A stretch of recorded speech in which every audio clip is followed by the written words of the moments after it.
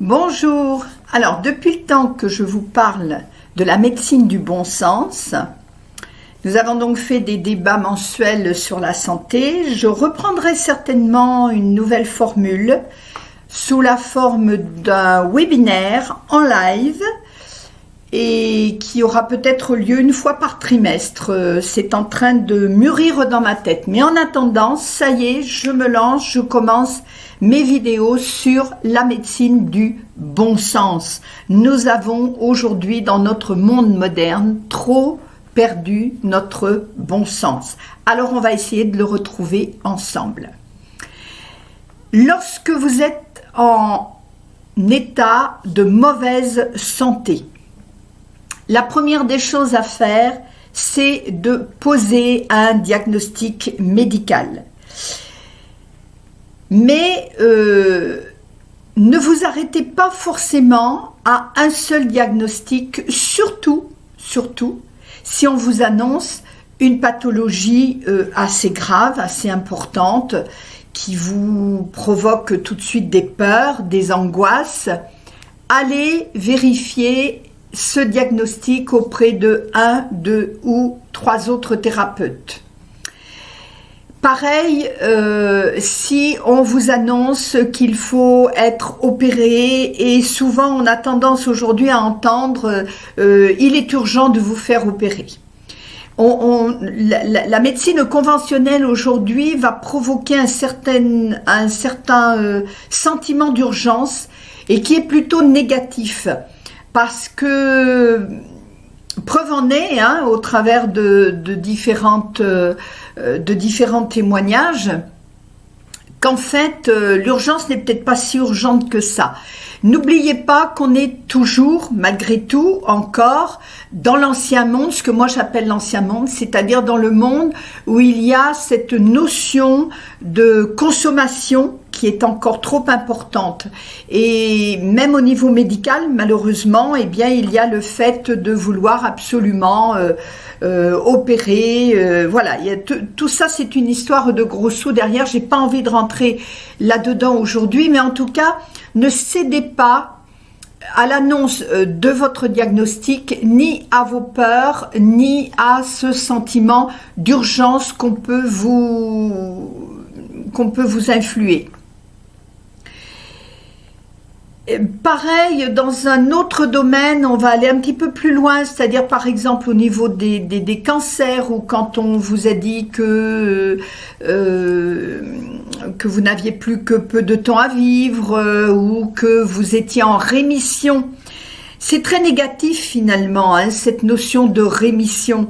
Rémission de quoi? Moi j'ai un exemple flagrant, qui est celui de ma maman, qui a eu un cancer, et lorsqu'elle a été opérée, le médecin, enfin le chirurgien lui a dit textuellement: Madame, je vous parle de ça il y a des années en arrière, on est dans les années 90, Madame, vous êtes en rémission, tout va bien, vous êtes en rémission, mais sachez qu'il y a un délai de 7 ans pour confirmer que vous êtes guéri.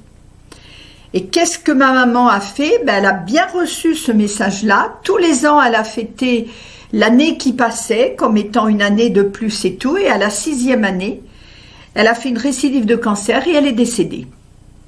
Parce que dans l'inconscient, le délai était enregistré dans ses cellules, et parce que plus elle approchait du délai des 7 ans, plus elle avait peur.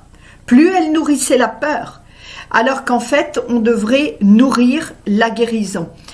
Et pour ça, on va toujours revenir à notre ennemi public numéro 1, qui est notre mental. C'est-à-dire qu'il faut faire très attention aux mots prononcés, aux mots que l'on vous dit. Ne les prenez pas pour argent comptant. Si ce sont des mots qui réveillent des peurs, qui réveillent ce sentiment d'urgence, qui réveille une échéance, alors que nul sur Terre n'est capable de dire quand est-ce que l'on va quitter ce monde, quand est-ce qu'on va quitter ce monde-là. c'est aberrant de dire à une personne, vous n'avez plus que tant de temps à vivre. C'est aberrant de dire, madame, vous êtes condamnée. Tant qu'on est vivant, tout est possible.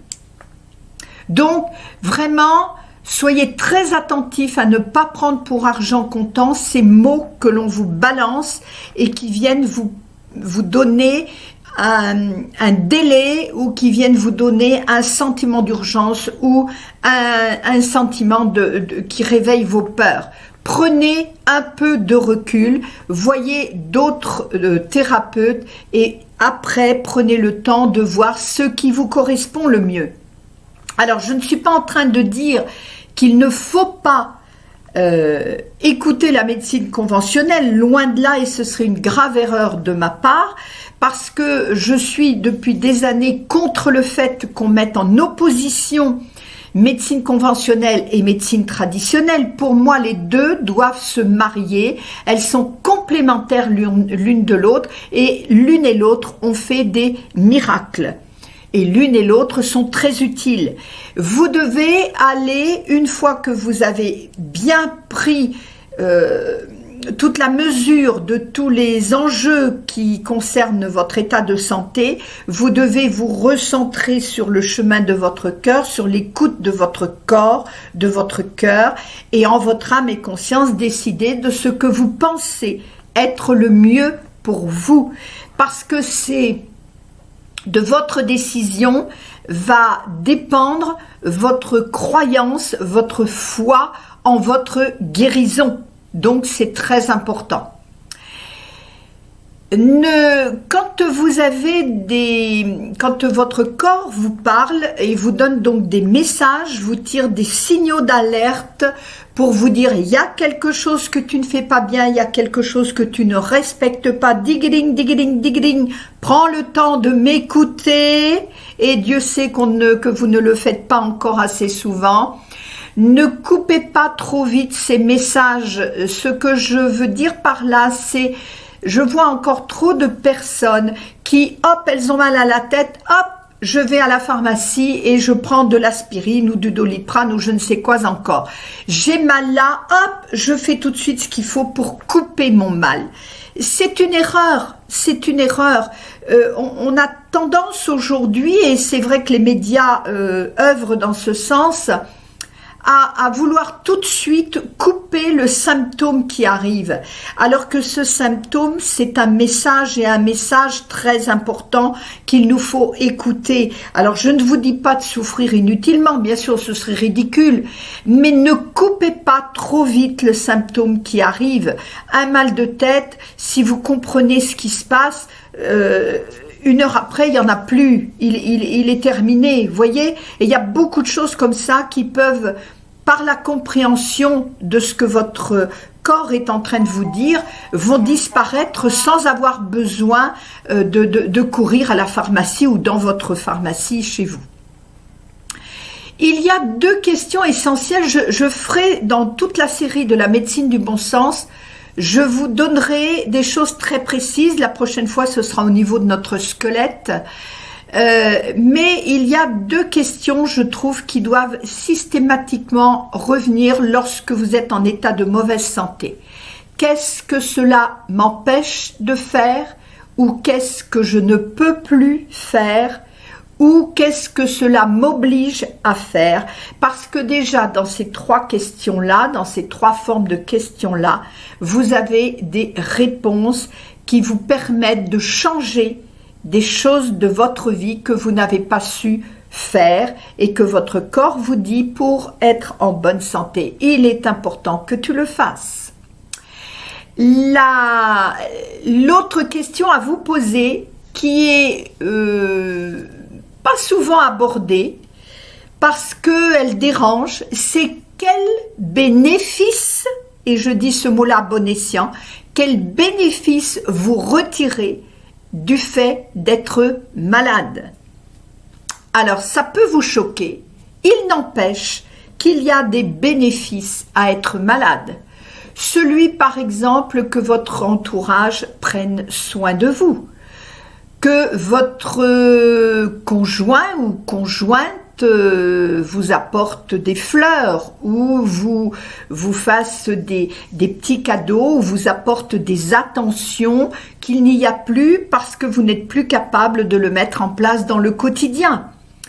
Il y a le fait que votre famille, dont vous n'avez plus de nouvelles, tout d'un coup s'intéresse un peu plus à vous, prend de vos nouvelles et voilà. Donc vous avez comme ça toute une liste de bénéfices à être malade. Le tout, pour dire non à la maladie, c'est de trouver les moyens, et peut-être que vous avez besoin de vous faire accompagner pour ça, mais c'est de trouver les moyens d'avoir ces bénéfices sans passer par la maladie. Moi, je le vois, hein, depuis 40 ans que j'accompagne des personnes et que je suis effectivement dans la phase de dire non à la maladie, je considère qu'on peut mourir en bonne santé.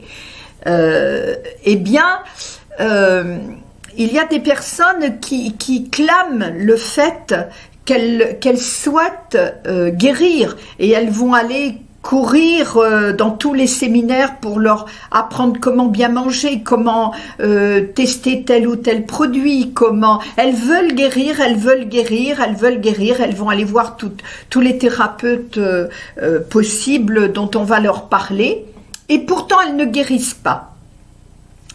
Très souvent, ces personnes-là, lorsqu'elles viennent chez moi, et que je commence à leur parler des bénéfices à la maladie, curieusement, elles comprennent pourquoi elles courent comme ça à la recherche de solutions pour ne plus être malades et qu'elles n'arrivent pas à se remettre en état de bonne santé. C'est parce qu'il y a derrière la peur de perdre ces fameux bénéfices. Donc, nous aurons l'occasion de reparler de tout ça. Cette vidéo, c'est un petit peu le préambule pour vous présenter la médecine du bon sens.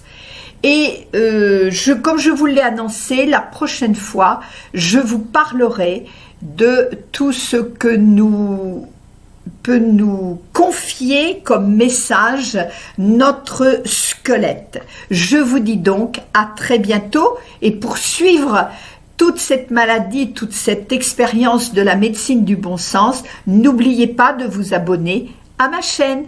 À très bientôt, merci de votre écoute. Au revoir.